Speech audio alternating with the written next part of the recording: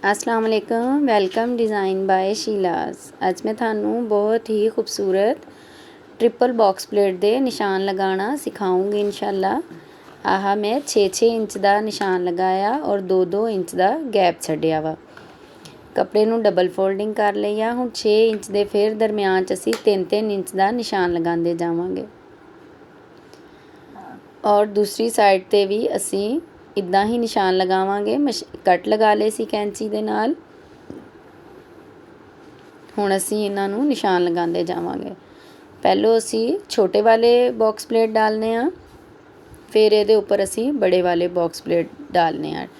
हुण मैं इहदी final look तैयार करके दिखांदी हाँ। बहुत सारियां दुआवां च याद रखियो। मेरा चैनल लाइक और सब्सक्राइब ज़रूर करियो ताकि मैं बहुत अच्छे और प्यारे प्यारे आइडियाज़ तुहाडे लिए लैके आ सकां। इस तो बाद जिहड़ा दूसरा गले की सैटिंग दस रही हाँ वो भी बहुत खूबसूरत आ। इंशाअल्लाह तुहानूं वो भी मेरी वीडियो पसंद आएगी। अल्लाह हाफिज़।